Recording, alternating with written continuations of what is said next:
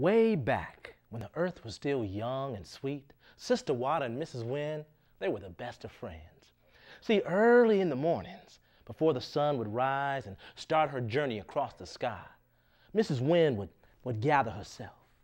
She'd blow over the mountains, across the plains, along the beach, and hover over the still waters. She'd gently wake up her friend. Ooh, ooh, ooh. Sister Water would ripple and stretch and yawn, and she'd say, "It's awfully early, Mrs. Wind, awfully early. Let me go back to sleep." "Oh, get up and talk to me, girl. You know we got all kind of things to talk about today." And the two women would rise and get up and talk and laugh and play. Mrs. Wind would compliment Sister Water on her sparkly, clear, sea-blue eyes. And Sister Water, she'd tell Mrs. Wind how she loved the way her gentle breeze would just tickle her face. And then the two would talk about their children. Now, every mama is proud of their children, and these two mamas, they were proud too. Whoo, did you hear that strong east wind blowing last night? My firstborn sure is getting strong and mighty. Yeah, Sister Water would agree. I remember when that boy wasn't nothing but a little puff of air. And look at him today. But did you hear waterfall roaring this morning? My girl sure does have a robust and beautiful voice, don't she? And that's the way things were between the two women. But one day, when they were talking proud and happy, the bragging turned to boasting, and, well, things just went wrong. "Well, let me tell you a thing or two," Mrs. Wind said with a gust. "From the east wind, north wind, south, and west wind blowing, my children are all over God's earth." And Sister Water, she began to break and roll and swell. "Well, let me remind you of a thing or two, Mrs. Wind. Every lake, river, stream, puddle, pond, and drop of water, from the rain that falls to the dew that rises, my children cover God's earth all over the place." And then the winds began to howl and blow.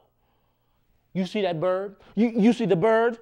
From the eagle that spreads his mighty wings to the hummingbird that floats in the air. They'd fall to the ground without my children, the winds, holding them up. Well, let me tell you something.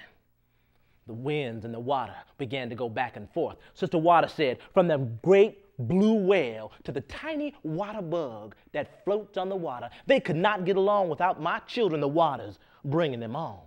And then she looked up at the winds and glared, and she said, "And even man himself needs a drink of water to stay alive."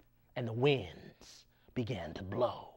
They howled and splashed and sprayed all over the waters. They whipped those white caps into a foamy frenzy. But then the waves pounded wave after pounding wave in the wind's face, and the two women went at it. Well, on the shores and on the land, well, the people, they ran and hid. They had never seen anything like that before. That was the very first storm in all the earth. The fathers took in the animals and put them in the barns. They nailed up the windows and brought the children inside. The mamas just held their babies tight. They held them and they sang songs to them all over the earth that day. The mamas sang songs like this one. When the winds blow and the waves roll, when the waters splash and the winds crash, don't you fear the storm when it comes blowing in, 'cause it's just Sister Water and Mrs. Wind fussing over their children. Mm-hmm. Mm-hmm.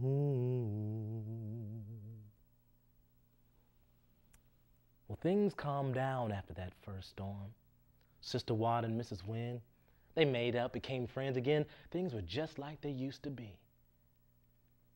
But every once in a while, when you see the dark clouds and it's rainy and stormy and windy, don't be afraid. Just remember the Earth Mama's song and know that Sister Water and Mrs. Wind just got to fussing over their dear, dear children.